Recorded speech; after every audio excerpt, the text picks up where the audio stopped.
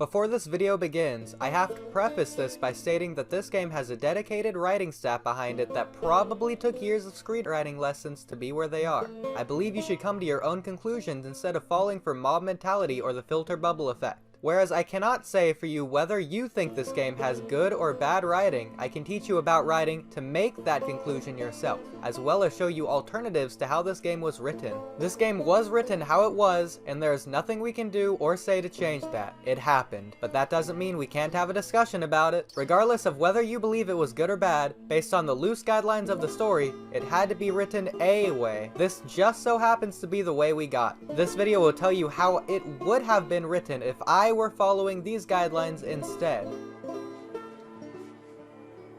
I don't know what happened.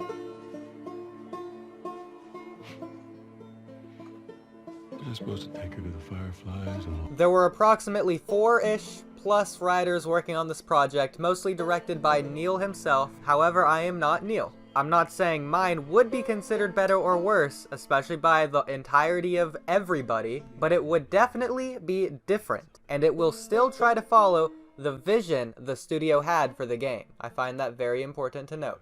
This means that the story Neil from Mad Dog Studios was trying to tell has to remain loosely the same. Someone still has to get me, and the protagonist has to pursue the antagonist for revenge. Everything else is fair game. Alright, so immediately there are 4 problems with the introductory minute-and-a-half scene. So getting into it, I do like how Joel's preamble is met with visuals of him cleaning his guitar instead of just sitting there and doing literally nothing, and it's accomplished by flashbacks. This serves as an introduction to the themes behind the guitar. It is the first thing the players focus on, noting its importance. However, as we zoom out to observe the scene, we see Joel cleaning the guitar. Whereas cleaning can serve as a duality of Joel cleaning his life as he spills his secrets, I believe it does not fit the scene as is, especially considering what the guitar means later on. The second problem with this scene is the cleaning itself. If we take out all of the flashbacks and focus only on the character actions, the cleaning is done. You will see that a lot in this game, and something that I will get into later. But this game is too random because random is realistic, and this game is trying too hard to be real, when in reality, it is a game that should follow the principles of writing. So assuming we are keeping the cleaning, I would have Joel cleaning from the top down. He already sort of is, but not really. So emphasize he is starting at the top, and as his story goes on, show him physically becoming anxious and less stable as he cleans closer to the bottom. Have the only lighting from the window, and have it be a time of day where the light is hitting the top of the guitar. This can make Joel look really cool too, especially if the scene starts in the evening. If this were the case, then as we go in and out of the flashback, a more significant amount of time could be passing, making the sunlight angle change and potentially grow more intense as Joel's story continues. The light hitting the guitar can continue downwards, revealing the cleaning as he goes, showing he is also preoccupied in his thoughts, and physically doing anything he can to keep himself preoccupied. He is antsy. He should be, considering what he is saying. This can conclude with the end of the final flashback result in Joel finishing cleaning the very bottom of the guitar and setting it down, or having already done so.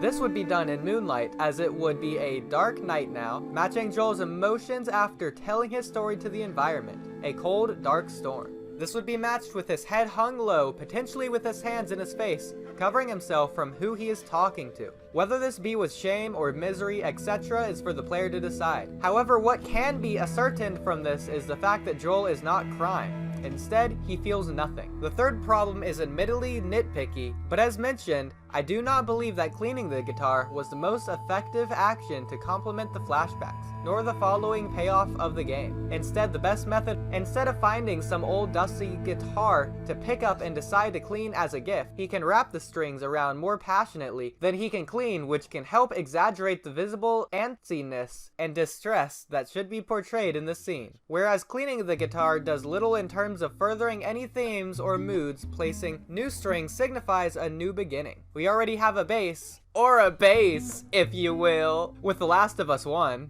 that can be represented through a guitar. Now, Joel is willing to pick up that old dusty guitar once more to add to the story. At the same time, Joel can relive each flashback as he places each string, one flashback per string. There would be a much greater sense of completion upon finishing the streams than finishing cleaning. It was usable before cleaning. It was unfinished and useless as a gift without the strings. One final note is that even though this is a video on changing the introduction, there is a perfect setup later on where Joel and Ellie go to get a new strings anyways. This could have tied into that perfectly, but I will get into that more in depth in another video. God, I hate how this sounds so much like I'm absolutely reading off this script, which is very much so in front of me, that I wrote a couple nights ago with a set of tone in mind, and I'm stumbling my words and oh my god, I'm awful at this.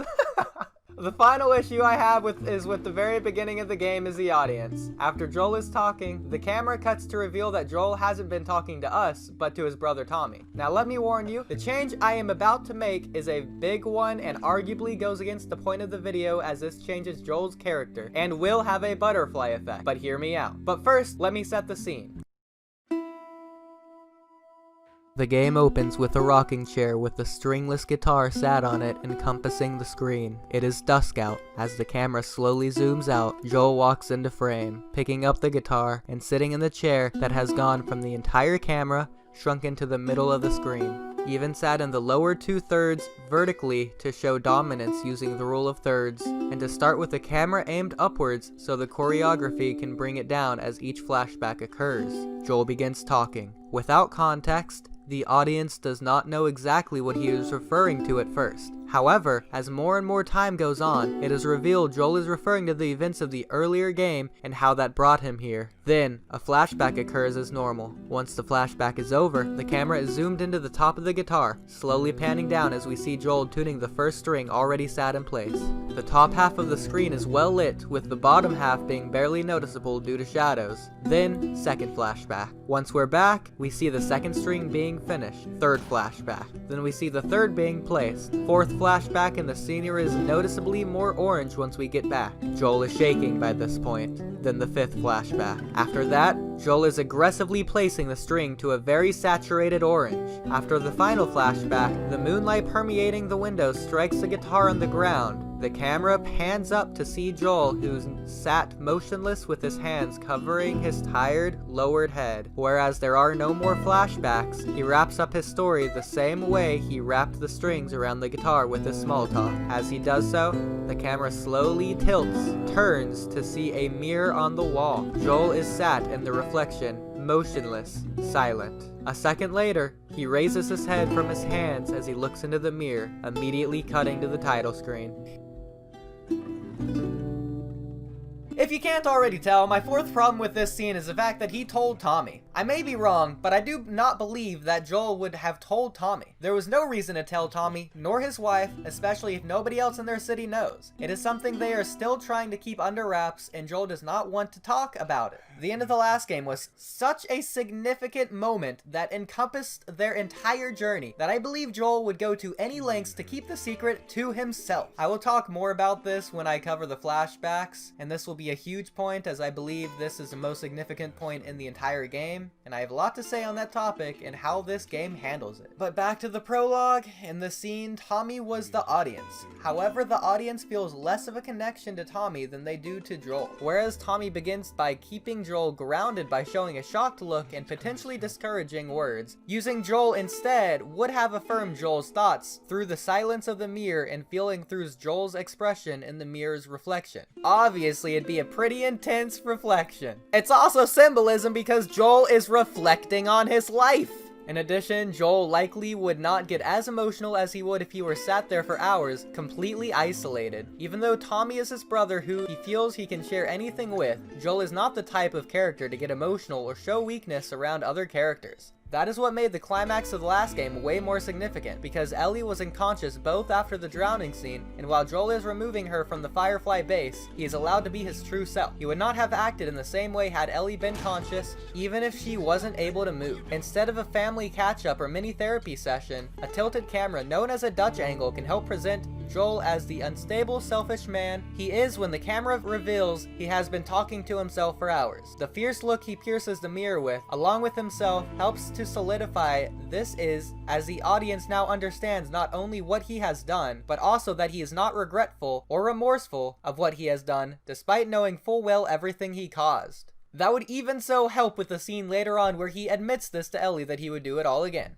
This is in contrast to Tommy, who represents the audience in this scene, expressing how we should feel, which should never happen in any story ever. You should never express how the audience should feel. And that's what this game does so much, and oh my god, I'm going off script, but this is a tangent. This is ridiculous. Why does a game answer how we...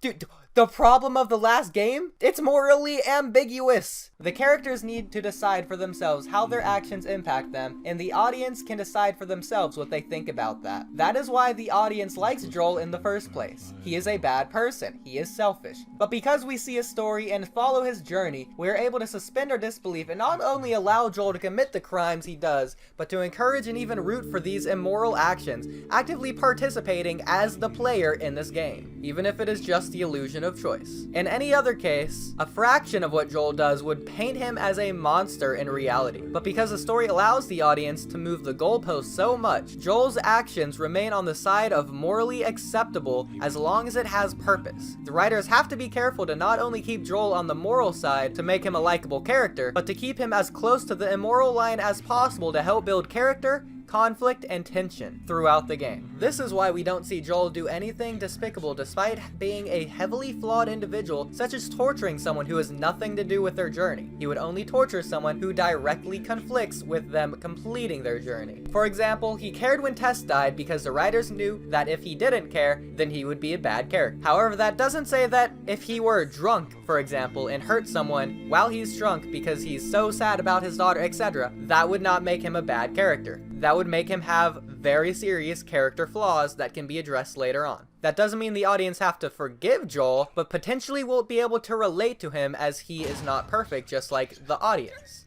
But going back to the actual script, the Dutch angle hints at a potentially crazy man after the events of the first game, which also helps drive tension immediately, which will help with the dry, slow, gray feeling brought by Act 1. But we can get to that in the next video.